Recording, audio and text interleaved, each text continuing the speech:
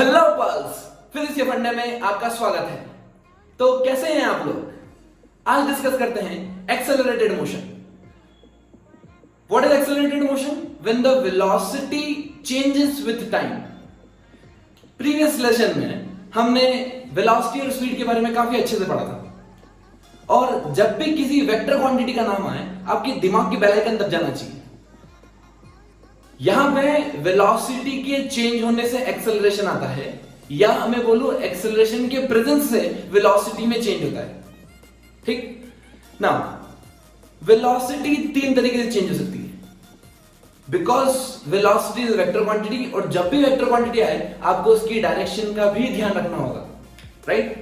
So velocity कब change होती है? या तो उसका मैग्नीट्यूड चेंज हो जाए, मतलब एक पार्टिकल 5 मीटर की स्पीड 5 मीटर पर सेकंड की स्पीड से दौड़ रहा है, फिर थोड़ी देर बाद 10 मीटर पर सेकंड, 15 मीटर पर सेकंड एंड सो ऑन। या फिर पार्टिकल की डायरेक्शन चेंज हो जाए, करेक्ट? मतलब 5 मीटर पर सेकंड से इधर गया, फिर टर्न हो गया 5 मीटर पर सेकंड, फिर टर्न हो गया, फिर 5 मीटर पर सेकंड, तब भी ये मोशन एक्सेलरेटेड मोशन होगा। और थर्ड केस दोनों हो जाए, मतलब मैग्नीट्यूड भी चेंज हो रहा है और डायरेक्शन भी चेंज हो रही है। Such motion is called as accelerated motion, right? Now अब देखते हैं average acceleration. What is average acceleration? It is the ratio of total change in velocity divided by total time taken. जितना velocity में change हो रहा है divided by कितना time उस motion ने लिया है. This is called as average acceleration. So average acceleration is given by delta v by delta t. आपको पता है delta v मतलब क्या होता है? ये change होता है, right? Change final minus initial v2 minus v1, और delta t क्या है? Time difference t2 minus t1. So I am writing average acceleration equals to v2 minus v1 vector divided by t2 minus t1. t2 minus t1 के ऊपर मैंने ऐसा arrow sign क्यों लगाया? क्योंकि ये स्केलर है, और v के ऊपर इसलिए लगाया क्योंकि वेलोसिटी वेक्टर है। क्या चीज क्लियर है? चलिए, now instantaneous acceleration. What is instantaneous acceleration? The acceleration at a particular point. याद है अपने प्रीवियस लेक्चर में हमने बात की थी, टाइम डिफरेंस को अपन छोटे छोटे जो घटाते एक छोटे से पॉइंट पे ले आते हैं, right? So if you are finding the acceleration at a particular point, this is called as instantaneous acceleration, right? ये डेल्टा t जब टेंड्स टू 0 हो जाता है, जब हम टाइम डिफरेंस बहुत छोटा ले लेते हैं, तो हमारा जो डेल्टा काय में कन्वर्ट हो जाते हैं? d में। So here the acceleration is written as dv by dt. Now what is velocity? Velocity is rate of change of displacement. So मैंने इसको velocity को dx by dt लिख दिया, d by dt of dx by dt, right? So इसको ऐसे भी लिख सकते हैं d2x by dt2। अब आप अपना दिमाग बिल्कुल बंद लगाना, आप बोलोगे sir d into dt square हो गया, dt into dt, d square t square होना चाहिए, करेक्ट? सो बेसिकली ये फंक्शन है, तो ये जो होता है वो होता है। अपने चैनल का नाम फिजिक्स के फंडे, फिजिक्स के डंडे नहीं है। अब आप ये मत पूछना फिजिक्स के डंडे क्यों नहीं है, भाई जो होती है वो होती है, करेक्ट? सो ये फंक्शन है d2x by dt2, करेक्ट? अच्छा, यहां पे वेलोसिटी टाइम के साथ चेंज हो रही है, तो हम ये वाला फॉर्मूला यूज करेंगे, d2x by dt2 और dv by dt, right? Acceleration निकालने के लिए। अब एक्सेलरेशन को दूसरे तरीके से कैसे लिख सकते हैं? मैंने क्या किया, dx का मल्टीप्लाई कर दिया और dx का डिवाइड कर दिया। यहां पे देखिए dv by dt था, तो ये dv by dt देखा, और dx का मल्टीप्लाई करके dx का डिवाइड कर दिया। Now this, what is this dx by dt? It is rate of change of displacement. So मैंने इसको लिख दिया v into dv by dx। तो हमारे पास दो इंपॉर्टेंट फॉर्मूला आ गए एक्सेलरेशन के। First is v into dv by dx and second is dv by dt, correct? ये फॉर्मूला कब लगाएंगे? जब मेरी वेलोसिटी टाइम के साथ चेंज हो रही होगी, या क्वेश्चन हमें गिवन होगा velocity is changing with time, और वेलोसिटी टाइम का फंक्शन गिवन होगा। और ये कब लगाएंगे? जब वेलोसिटी पोजीशन का फंक्शन होगा। जैसे जैसे पोजीशन चेंज हो रही है, वैसे वैसे अगर वेलोसिटी चेंज हो रही है, तो हम ये वाला फॉर्मूला लगाएंगे। क्या चीज क्लियर है? हम इसके ऊपर एग्जांपल्स लेंगे, आपको एकदम क्रिस्टल क्लैरिटी आ जाएगी कॉन्सेप्ट की। If you want to find acceleration in x direction, we'll differentiate the velocity in x direction with respect to time. If you want to find the acceleration in y direction, we'll differentiate the velocity in y direction with respect to time. If you want to find the acceleration in z direction, we'll differentiate the velocity in z direction with respect to time. Now the net acceleration is given by axi cap plus ayj cap plus az k cap, right? अगर इसका magnitude निकालना है तो magnitude कैसे निकालेंगे? वही simple formula, √ax² + ay² + az²। Now if I ask you acceleration is scalar vector, it is vector quantity, its SI unit is metre per second square. क्यों metre per second square? Velocity होती है metre per second divided by time, so it is metre per second square. Similarly इसके dimension भी निकाल सकते हैं अपन. Dimension is L T minus 2 because ये टाइम डिनोमिनेटर में, right? So it is L T minus 2.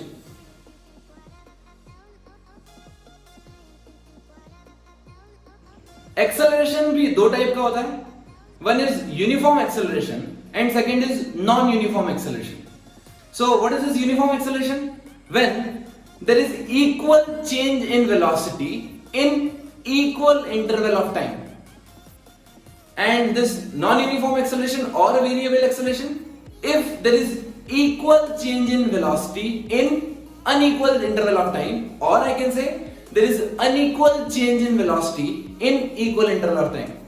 Such motion is called as variable acceleration और variable accelerated motion, right? अब हम देखते हैं how to find the average velocity in a uniformly accelerated motion. आपने last lecture में average speed और average velocity निकाली थी. What is average velocity? Average velocity is total displacement divided by total time taken during the journey. यहां पे average speed निकालने के लिए एक अलग फॉर्मूला है, that is initial velocity plus final velocity divided by 2. अगर आपको इनिशियल वेलोसिटी पता है, फाइनल वेलोसिटी पता है, दोनों को ऐड करके डिवाइडेड बाय 2 कर दीजिए, आपकी एवरेज स्पीड आ जाएगी, आपकी एवरेज वेलोसिटी आ जाएगी, राइट? लेकिन आपको यहां पे एक बात ध्यान रखना है, this formula is valid only in the case where the acceleration is constant. Only for constant acceleration. ये मैंने लाल कलर से इसलिए लिखा ताकि आपके दिमाग पे इंपैक्ट ज्यादा पड़े. इसका हमेशा ध्यान रखना है, जब मोशन में एक्सेलरेशन कांस्टेंट हो तभी आप ये यूज कर सकते हो. एक्सेलरेशन कांस्टेंट होने का मतलब उसका मैग्नीट्यूड और डायरेक्शन दोनों कांस्टेंट होना चाहिए, राइट? चलिए, सो इसका फॉर्मूला हम लिख लेते हैं, v average equals to u plus v by 2, where u is initial velocity and v is final velocity. ये जनरल कन्वेंशन है अपने, बाय डिफॉल्ट हम u और v लेके चलते हैं. जब भी आपको u दिख जाए मतलब समझ जाना कि हम इनिशियल वेलोसिटी की बात कर रहे हैं, v मतलब हम फाइनल वेलोसिटी की बात कर रहे हैं. क्या चीज क्लियर है? आइए बच्चों, अब हम डिराइव करेंगे equations of motion, right? Now assume the particle is starting from initial point A and it is going to point B, right? हमने इस पूरी जर्नी में एक्सेलरेशन को कांस्टेंट मानना पड़ेगा. ये हमारा फर्स्ट assumption है, that we have taken uniform acceleration case, right? And these equations of motion are valid only for uniformly accelerated motion, correct? चलिए, मैं मान लेता हूं कि पॉइंट A से पॉइंट B पे कोई पार्टिकल गया. इनिशियल पॉइंट पे उसकी वेलोसिटी थी u is called as initial velocity, और फाइनल पॉइंट पे उसकी वेलोसिटी हुई v, राइट? यहां पर हम टाइम मान लेते हैं कि t इक्वल टू 0 पे मेरा मोशन स्टार्ट हुआ है और t इक्वल टू t पे मेरा मोशन एंड हो गया, राइट? फाइनल वेलोसिटी उसने v अचीव कर ली वहां पर, right? We know that there are 3 equations of motion. तीनों equation, first equation, second and third. What is first equation? This is velocity time relation, second is displacement time relation and third is displacement velocity relation. सिर्फ आपको दो छोटे छोटे फॉर्मूले याद करना है, आप तीनों इक्वेशंस ऑफ मोशन ऐसे सॉल्व कर दो. कैसे? देखिए, first is acceleration is equals to change in velocity by time. तो एक्सेलरेशन कितना होता है मेरा? Change in velocity. Change in velocity is nothing, it is final velocity minus initial velocity. So it is v minus u by t. मैं इसमें यहां पे multiply करता हूं तो at equals to v minus u. अगर मैं रीअरेंज करूं so I will get v equals to u plus at. This is called as first equation of motion, correct? Second लिखते हैं डिस्प्लेसमेंट टाइम रिलेशन. अब हमको डिस्प्लेसमेंट और time में relation चाहिए, मींस मेरा फाइनल वेलोसिटी इस केस में नहीं आना चाहिए, ठीक है? You know that average velocity is equals to displacement net displacement by total time taken. So मैं नेट डिस्प्लेसमेंट को मान लेता हूं यहां से आगे कितना के बने s, टोटल टाइम को मान लेता हूं t, और एवरेज हम एवरेज स्पीड कैसे निकालते हैं? Same thing, v plus u by 2. हमने अभी देखा कि जब मोशन एक्सेलरेटेड होता है तो average velocity initial plus final by 2 निकालते हैं, करेक्ट। अब हम v की जगह u प्लस 80 पुट करते थे first equation, u plus 80 plus u by 2 into t का ऊपर मल्टीप्लाई कर दिया इक्वल टू s। तो मेरा रिजल्ट क्या आ गया, ut plus half a t square equal to s। This is called as second equation of motion, displacement equals to ut plus half a t square. Third देखते हैं displacement velocity relation. Displacement velocity relation में क्या होना चाहिए, displacement आना चाहिए और velocity आना चाहिए, राइट। इसका मतलब यहां पर टाइम नहीं आना चाहिए। देखते हैं average velocity equals to displacement by time. Average velocity मुझे पता है v plus u by 2 displacement s divided by time. अब मुझे टाइम रिमूव करना है, तो फर्स्ट इक्वेशन की हेल्प लेते हैं। यहां पे देखिए टाइम, क्या मैं टाइम को इधर ले जाऊं, एक्सेलरेशन को नीचे ले आऊं, तो टाइम कितना हो जाएगा v minus u by a। तो मेरा यहां पे आएगा v plus u by 2 into time. Time की जगह रख दिया मैंने v minus u by a equal to s। a plus b into a minus b, आपको फॉर्मूला याद है, a square minus b square equal to 2as। This is called as third equation of motion, right. अब कुछ ज्ञान की बात, इन तीनों formula को लगाने के लिए आपको एक सबसे इंपॉर्टेंट चीज याद रखना है, वो है uniform acceleration. You can apply these equations of motion only when the acceleration in the motion is constant. अगर एक्सेलरेशन कांस्टेंट नहीं हुआ तो ये तीनों वैलिड इक्वेशंस नहीं होगी। क्या चीज क्लियर? दूसरा इंपॉर्टेंट पॉइंट है, कौन सी इक्वेशन कब लगाना है, कौन सी इक्वेशन कब लगाना है। आपके पास तीन इक्वेशन है, प्रॉब्लम है आप कौन सी इक्वेशन कब लगाएंगे, तो उसके लिए ध्यान रखिए किस इक्वेशन में कौन सा वेरिएबल एब्सेंट है। जैसे first equation v equal to u plus 80 में डिस्प्लेसमेंट एब्सेंट है। इसका मतलब अगर आपको प्रॉब्लम में डिस्प्लेसमेंट की कोई इंफॉर्मेशन गिवन नहीं है तो आप लगाएंगे v equal to u plus 80। अगर आपको प्रॉब्लम में टाइम के बारे में कोई इंफॉर्मेशन गिवन नहीं है तो आप लगाएंगे v square equals to u square plus 2as। अगर आपको फाइनल वेलोसिटी के बारे में कोई इंफॉर्मेशन नहीं है तब आप ये इक्वेशन लगाएंगे। क्या चीज क्लियर? कौन सी इक्वेशंस कब लगाना है।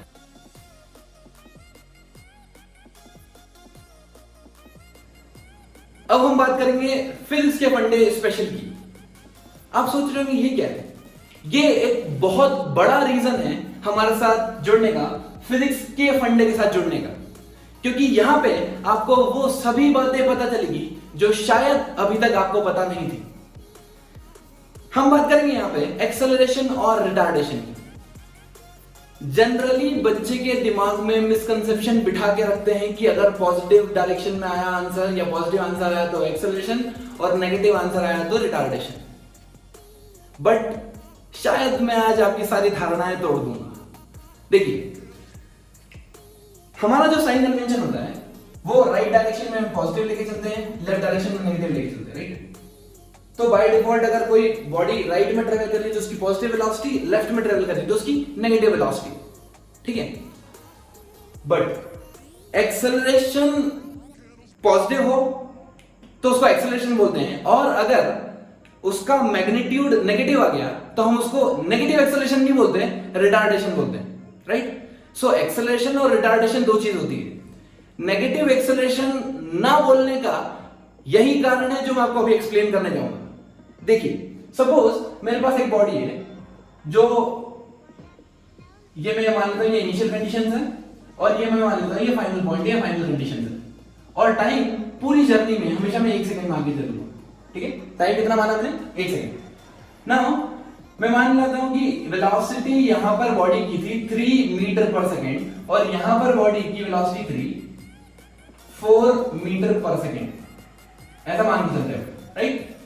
अब एक बात बताइए, जो मेरी स्पीड वो घटी या बढ़ी, स्पीड घटी या बढ़ी, इंक्रीज हुई या डिक्रीज, स्पीड मेरी इंक्रीज हुई, फ्रॉम 3 to 4 हो गई, करेक्ट। इनिशियल पॉइंट से फाइनल पॉइंट पे 3 to 4 हो गई। अगर मेरी एक्सेलरेशन मैं यहां पर निकालूं तो कितना होगा, final velocity minus initial velocity by time, तो क्या पॉजिटिव आंसर है, तो यहां एक्सेलरेशन होगा। क्या क्लियर है बात? अब हम देखते हैं, मान लीजिए ये पॉइंट मैंने लिया जहां पर स्पीड है मेरी 4 और यहां पे मेरी स्पीड हो गई 2।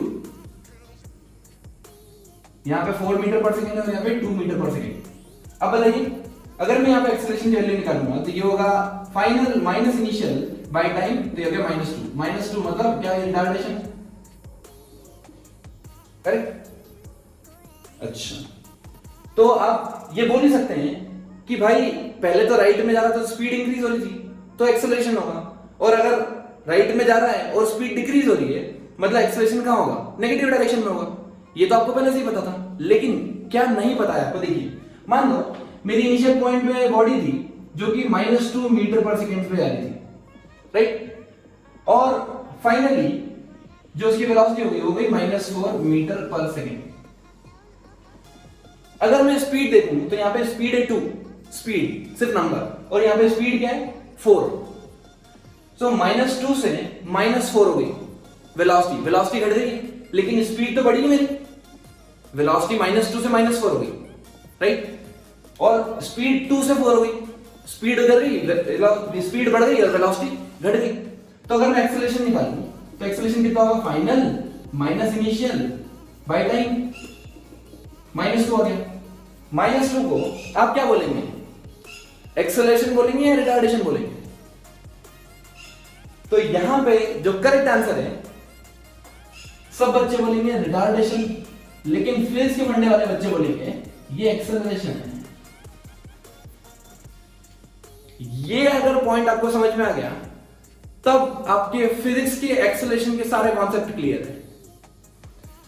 तो एक पॉइंट जो आपने ध्यान से यहां पर जाना कि एक्सेलरेशन की यूनिट को या एक्सेलरेशन की साइन को आप स्पीड से जज करिए। स्पीड अगर घट रही है तो रिटार्डेशन, स्पीड अगर बढ़ रही है तो एक्सेलरेशन, राइट। पॉजिटिव नेगेटिव में कोई कंफ्यूजन नहीं होना है।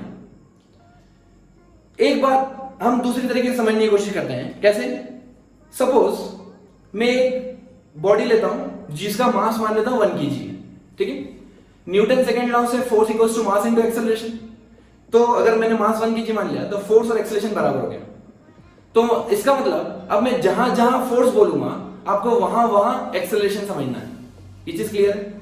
अब देखिए कोई बॉडी यहाँ पे रेस्ट पे है या ऐसे जा रही है राइट में, और मैं उसको पीछे से फोर्स लगाऊंगा तो बॉडी की स्पीड इंक्रीज होगी डिक्रीज? वो ऑलरेडी इधर जा रही है, मैंने धक्का लगा दिया, स्पीड इंक्रीज होगी। स्पीड इंक्रीज मतलब एक्सेलरेशन। और आपको पता ही है कि सर आप एक्सेलरेशन मतलब फोर्स राइट में लगा रहे हो, एक्सेलरेशन राइट में लगा रहे हो, तो राइट मतलब पॉजिटिव। अब देखिए मान लो मेरी बॉडी यहां से आ रही है, स्पीड इंक्रीज होते हुए, राइट, और मैं इसको यहां पुश कर रहा हूं, लेफ्ट में पुश कर रहा हूं। यहाँ पे 2 मीटर पर सेकंड थी स्पीड, यहाँ पे 4 मीटर पर सेकंड हो गई, मतलब वेलोसिटी -2 थी, यहाँ पे -4 हो गई। ऐसे बढ़ रही है और मैं धक्का ऐसे लगा रहा हूँ, लेफ्ट में धक्का लगा रहा हूँ, नेगेटिव धक्का लगा रहा हूँ, नेगेटिव फोर्स लगा रहा हूँ।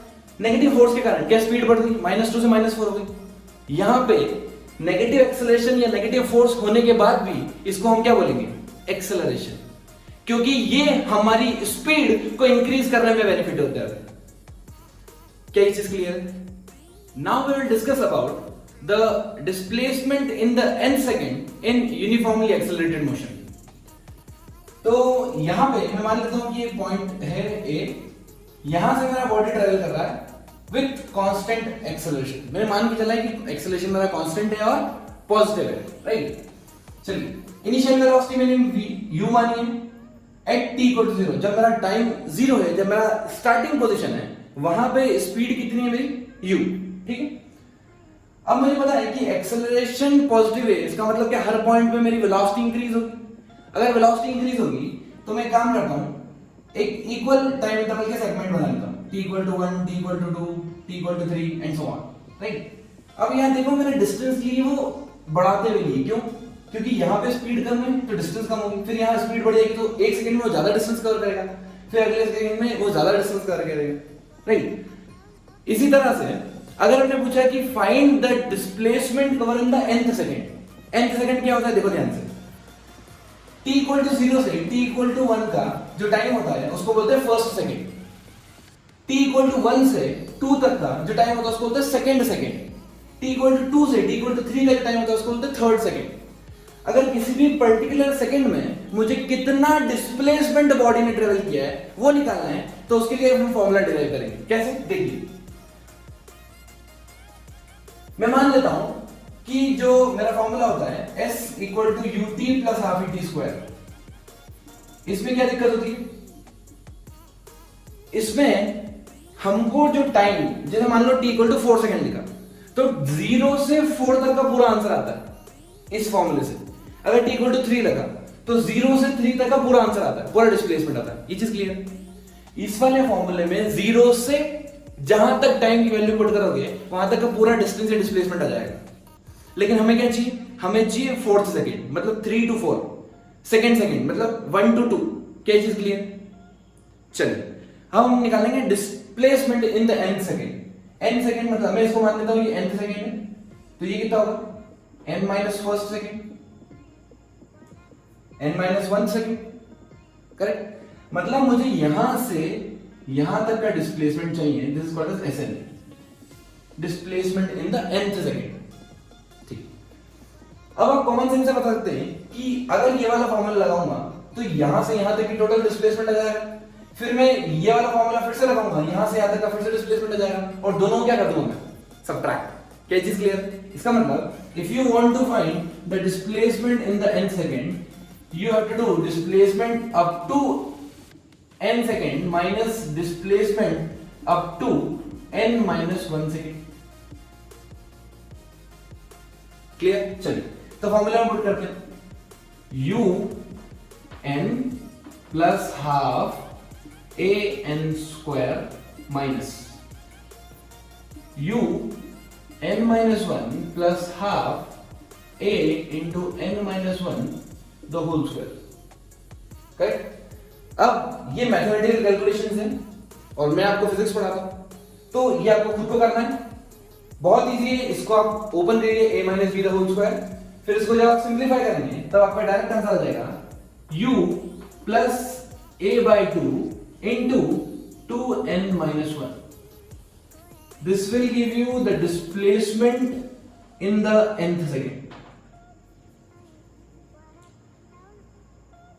Please remember this formula. This is very important for finding the displacement covered by the particle in the nth second, which is uniformly accelerated motion. ये भी फॉर्मूला तभी लगेगा जब मेरा एक्सेलरेशन यूनिफॉर्म हो, अदरवाइज आप ये फॉर्मूला यूज नहीं कर सकते। क्या चीज clear?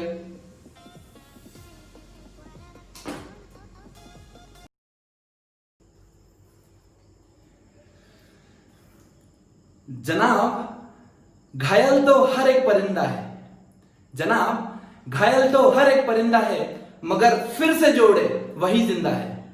Stay motivated, keep learning, keep supporting.